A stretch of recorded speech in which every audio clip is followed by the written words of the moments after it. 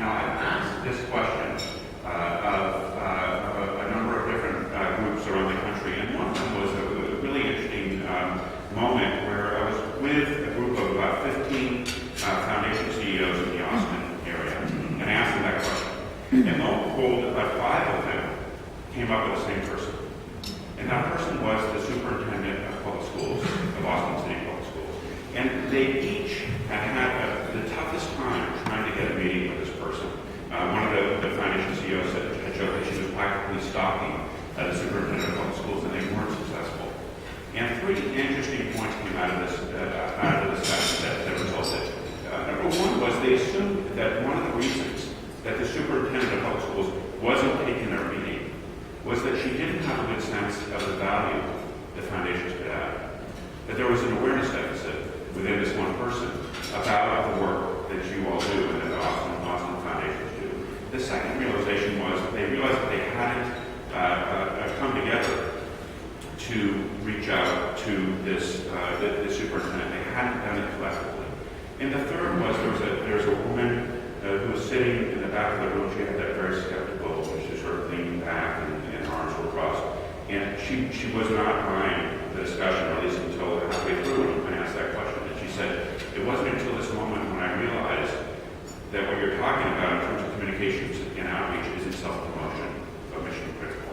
And that's the second shift that we've seen foundations take who do a good job of going outside, from self-promotion to mission critical. And that leads us to the issue of why is this important? So in the beginning, Andrew Carnegie came down from the mountain, and he had a series of commandments about how foundations should talk about their work. And commandment number 1 was, thou shalt not talk about your work. The work will speak for itself. How many people, raise your hand if you recognize that in the culture of philanthropy? The work will speak. I see more nodding heads than people willing to raise their hands. Maybe that's also part of the issue.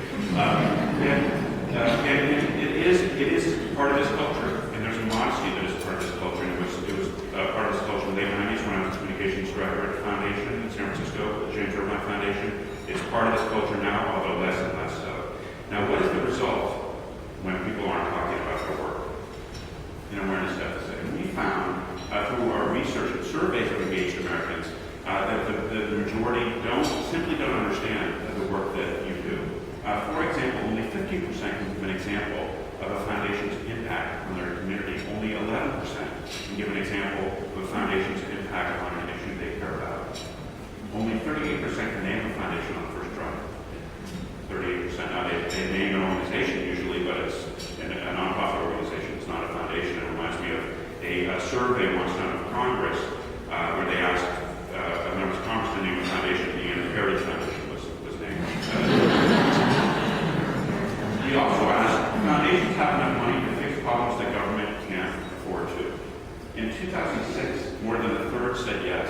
By 2009, half of engaged Americans, remember that not the general public, but the more exclusive slide, 12% of U.S. adults, think that foundations have enough money to fix the problem that government can afford to. As everyone in this room knows, that is a dramatic misunderstanding of the scale of foundations relative to government.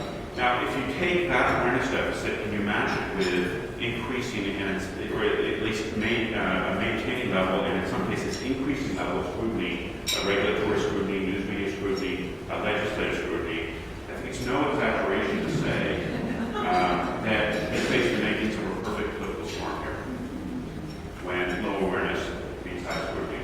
And to get an example, a taste of that perfect political storm, all you need to do is look at the video of the conversation on the floor of the California State Assembly of AB 624. This is this bill to regulate, or at least to require information from the largest private foundations in California in terms of diversity of their board, staff, and grantees. There were a sizable number of foundations in California who actually supported this bill, but the majority opposed it, and it nearly passed.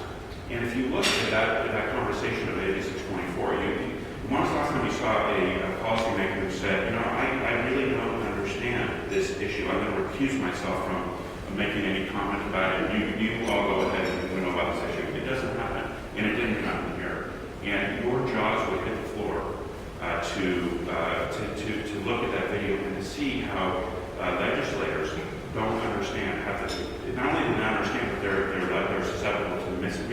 misconceptions about the work of foundations do. And as most of the foundation's leaders in California said, that's our fault as a field, not theirs. Here's Paul Grogan, Boston Foundation. This sector is sitting on an enormous pile of tax-exempt wealth, and the privileges we enjoy are subject to change. Leadership of the country doesn't understand what they're getting for those privileges. That's an enormously risky situation to be in, and he's been on both sides of the government. So that's the political reason this perfect political storm when low awareness meets high scrutiny. The political reason why we ought to go outside. But there are programmatic reasons. And over the course of my time at the Philanthropy Awareness Initiative and talking to folks like you in the field, I've seen a real shift from a concern about the politics of it to a recognition of the great programmatic opportunities that go outside. And all we need to do is look at the difference between the federal government's expenditure in 2009 and foundation giving in 2009. And it's the equivalent of the 110 formerly named Sears Tower in Chicago to a two-story building. 110, two-story. Now again, think about half of the people who think that foundations have enough money to fix problems that government can't afford to. So more and more foundations are recognizing that it's only through leverage and partnership with government and partnership with business that they can take to scale the most promising ideas and solutions that they've been finding and funding. Bob Ross of the California Endowment recently said, we don't have an innovation problem, we have a scaling problem in our field.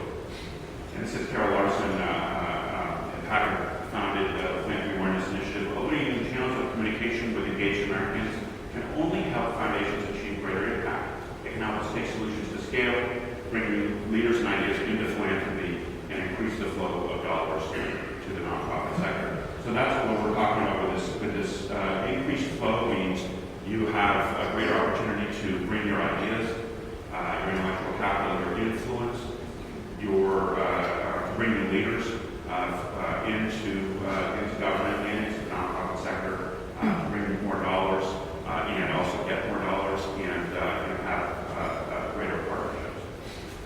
This is Sharon Gill of the Justice Policy DuPont Fund. If we ignore this part of our work that is going outside, it jeopardizes our effectiveness. There's not a funder in the world who can create the change they seek alone. Not a funder in the world that can create change